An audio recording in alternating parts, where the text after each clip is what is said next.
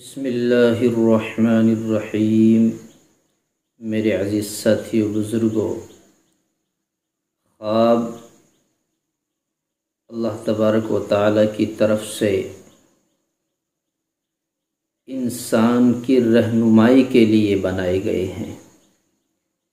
بعض خوابوں سے انسان کی رہبری ہوتی ہے، سہارا ہوتا ہے، انسان کو آگاہ کیا جاتا ہے۔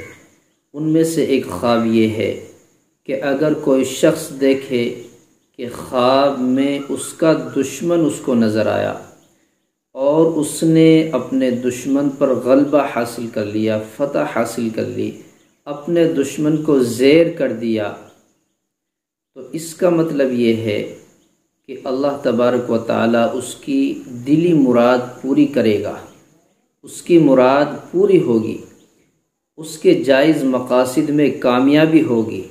اور اگر دیکھے کہ اس پر دشمن نے غلبہ حاصل کر لیا، دشمن نے اس کو زیر کر دیا، تو اس کا مطلب اس کے خلاف ہے، مراد پوری نہیں ہوگی، نقصان ہوگا، بلا اور مصیبت میں، خسارے میں پھنسے گا اور ہر طرح سے مصیبت میں گھر جائے گا۔ اس کو چاہیے کہ ایسے وقت میں اللہ تبارک و تعالی سے توبہ استغفار کرے اور صدقہ وغیرہ کرے تاکہ بلا اور مصیبت دور ہو جائے۔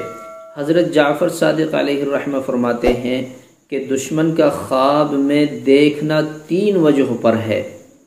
پہلی وجہ یہ ہے کہ نیک کاموں کا بند ہو جانا ہے، اس کے کوئی نیک کام ہیں جو اپنے نیک کاموں میں لگا رہتا ہے، وہ نیک کام بند ہو جائیں گے، چاہے وہ لوگوں کی خیر خواہی کے ہوں، دینی تعلق سے ہوں، وہ نیک کام اس کے بند ہو جائیں گے۔